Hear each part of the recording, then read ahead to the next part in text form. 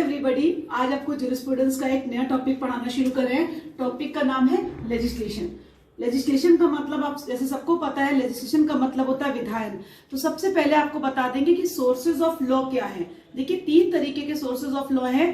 पहला कस्टम, दूसरा लेजिस्लेशन, तीसरा जुडिशियल प्रेसिडेंट। इसका मतलब रूढ़ि, विधायन और पूर्ण निर्णय, ये विधि के 3 स्रोत होते हैं। आज हम जिस सोर्स के बारे में डिस्कशन करने जा रहे हैं वो सोर्स है लेजिस्लेशन, विधायन। तो लेजिस्लेशन क्या है? लैटिन के 2 शब्दों से मिलकर बना है, लेजिस प्लस लेशियो। ये कौन सा वर्ड है? लैटिन का लेजिस प्लस लेशियो। लेजिस का मतलब लॉ और लेशियो का मतलब मेकिंग। तो लेजिस्लेशन का मतलब क्या हुआ? मेकिंग ऑफ लॉज, विधियों को बनाना, विधियों का निर्माण करना। अब यहाँ पर एक जूरिस्ट है सामंड, जो बताते हैं कि 2 तरीके के लेजिस्लेशन होते हैं, डायरेक्ट और इनडायरेक्ट। डायरेक्ट का मतलब प्रत्यक्ष और इनडायरेक्ट का मतलब अप्रत्यक्ष। तो डायरेक्ट लेजिस्लेशन कौन करता है? जब लेजिस्लेचर खुद लॉ को बनाता है तो वो डायरेक्ट लेजिस्लेशन कहलाता है। और इनडायरेक्ट में वो प्रोसीडिंग आती है जिनसे लॉ का निर्माण होता है। इसका मतलब आप ध्यान रखेंगे, डायरेक्ट, इनडायरेक्ट। डायरेक्ट का मतलब लेजिस्लेचर खुद लॉ बनाए और इनडायरेक्ट का मतलब वो प्रोसीडिंग जिनसे लॉ का निर्माण होता है। अब आगे की लेजिस्लेशन की इंपॉर्टेंस क्या है? तो एक जूरिस्ट आए थे, रॉस्को पाउंड, जो आप सोशल इंजीनियरिंग में आपने इनका नाम सुना होगा। पाउंड ने क्या कहा कि विधायन का महत्व क्या है? पहला, स्टैब्लिशमेंट ऑफ जस्टिस, न्याय की स्थापना करना। इसका मतलब विधियों का मेन काम क्या होता है कि जस्टिस को स्टैब्लिश किया जाए। दूसरा, समाज में स्थिरता लाना, स्टैब्लिशमेंट ऑफ सोसाइटी, समाज में पूरी तरीके से स्टैब्लिशमेंट हो, स्थिरता आए। समाज में प्रत्येक व्यक्ति की अधिकतम स्वाधीनता सुनिश्चित करना, सोसाइटी में हर एक व्यक्ति को अपनी बातों को बोलने का फ्रीडम मिले, अपनी बातों को एक्सप्रेस करने की सुरक्षा मिलनी चाहिए। 4, मानव की अधिकतम संतुष्टि, maximum satisfaction of human being, her human being को मैक्सिमम सेटिस्फेक्शन मिले। जब हमारी बेसिक नीड्स पूरी होंगी, हमें ग्रो करने का अवसर मिलेगा लॉ के द्वारा, तो हमारा क्या होगा? हमें सेटिस्फेक्शन की हासिल हो जाएगा। अब आपको बताएंगे कि काइंड्स ऑफ लेजिस्लेशन क्या है, विधायन के प्रकार क्या है। तो मैं आपको बता दूं कि 2 तरीके के लेजिस्लेशन होते हैं, supreme legislation, subordinate legislation. Supreme legislation का मतलब होता है सर्वोच्च विधान। इसकी उत्पत्ति, ओरिजिन कहां से हुआ है? स्टेट की सॉवरेनिटी पावर से। सॉवरेनिटी वर्ड का मतलब क्या होता है? सॉवरेन का मतलब सर्वोच्च शक्ति। ये वो शक्ति होती है जिस पर किसी का कोई नियंत्रण नहीं होता और कोई भी प्राधिकारी इसे रिपील या कंट्रोल नहीं कर सकता है। उदाहरण के लिए इंग्लैंड में पार्लियामेंट का मैंने एग्जाम्पल आपको क्यों दिया? इंग्लैंड में पार्लियामेंट का एग्जाम्पल, इंग्लैंड में पार्लियामेंट जो भी लॉ बनाता है वो सुप्रीम लेजिस्लेशन है, सर्वोच्च विधान है। क्यों?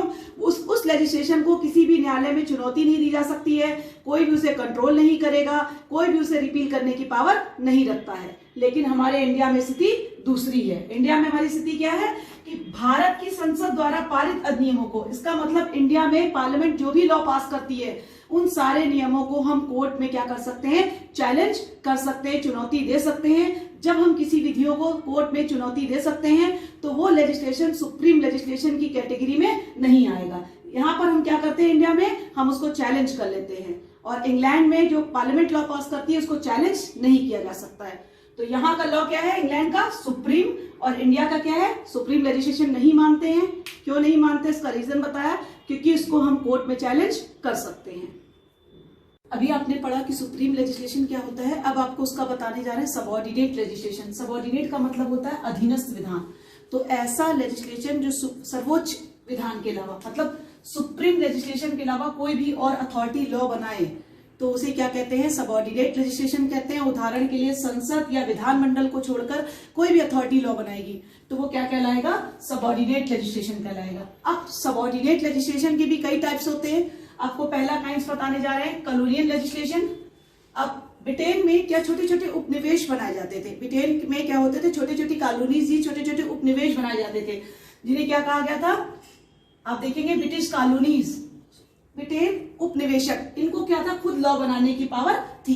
ये किसके कंट्रोल में काम करते थे? ब्रिटिश पार्लियामेंट के कंट्रोल में ये नियम काम करते थे। ब्रिटिश पार्लियामेंट जब चाहे तब इन कॉलोनीज के बने को नियमों को क्या कर सकती थी? रिपील कर सकती थी, समाप्त कर सकती थी, कंट्रोल कर सकती थी। पूरा का पूरा नियंत्रण किसके पास रहता था? ब्रिटिश पार्लियामेंट का रहता था, और वही क्या करती थी? पूरी तरीके से इन पर कंट्रोल रखती थी। दूसरा जो लेजिस्लेशन मैं आपको पढ़ाने जा रही हूँ, एक्जीक्यूटिव लेजिस्लेशन, कार्यपालिका विधान। तो एडमिनिस्ट्रेटिव वर्क के लिए कभी कभी पार्लियामेंट क्या करती है? अपनी पावर को डेलीगेट कर देती है। पावर को डेलीगेट का मतलब होता है अपनी शक्ति दूसरे को दे देना, पावर ऑफ ट्रांसफर करना, जिसको लीगल भाषा में क्या कहते हैं? डेलीगेशन ऑफ पावर कहते हैं।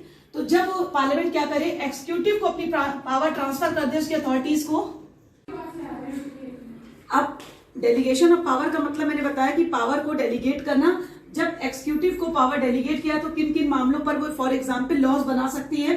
फॉर एग्जाम्पल फिक्सिंग प्राइस, किसी चीज का मूल्य निर्धारण करने के लिए एक्जीक्यूटिव को पावर ट्रांसफर कर सकते हैं। दूसरी चीज, मार्केट के लिए प्लेस ऑफ डिक्लेरेशन, किस स्थान पर मार्केट को डिक्लेयर किया जाए या किस प्लेस पे मार्केट को लगाया जाए, इसके लिए भी एक्जीक्यूटिव लॉज बना सकती है। थर्ड चीज मैं आपको बता दूं, जुडिशियल लेजिस्लेशन। जुडिशियल लेजिस्लेशन का मतलब न्यायिक विधायन।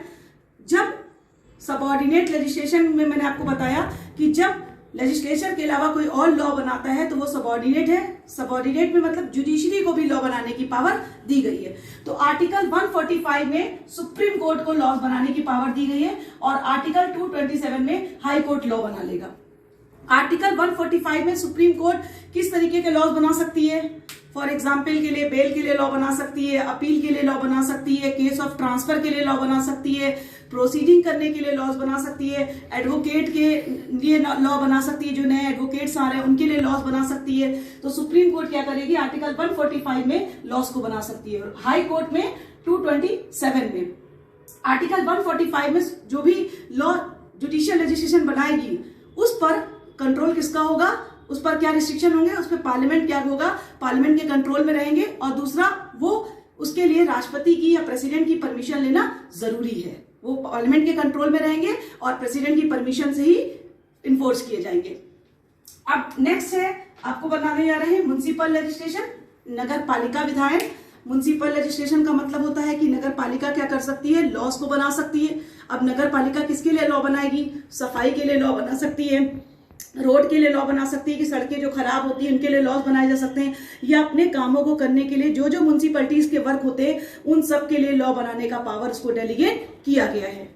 अब नेक्स्ट है लेजिस्लेशन बाय ऑटोनोमस बॉडीज, स्वायत्त निकायों द्वारा। इसका मतलब जब कोई प्राइवेट व्यक्ति या व्यक्तियों का समूह भी क्या कर सकता है? अपने लिए लॉज को बना सकता है। रजिस्टर्ड कंपनियां भी अपने लिए लॉज बना सकती हैं। फॉर एग्जाम्पल के लिए एलयू ऑटोनोमस बॉडी है, लीगल पर्सनालिटी है, वो अपने लिए लॉ बना सकती है। लखनऊ यूनिवर्सिटी, कंपनीज अपने लिए लॉ बना सकती हैं।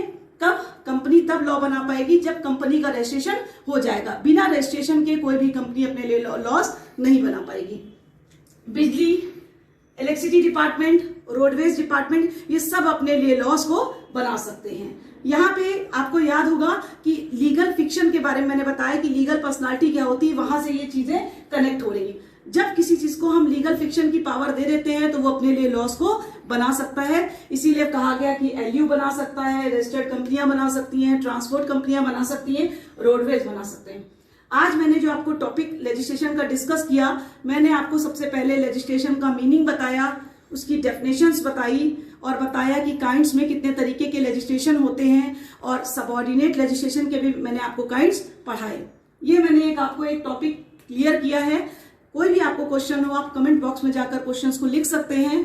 Please like, share, subscribe my channel, और अगले टॉपिक में फिर आपको इसके आगे हम कंटिन्यू कोई और टॉपिक डिस्कस करते मिलेंगे। Thank you.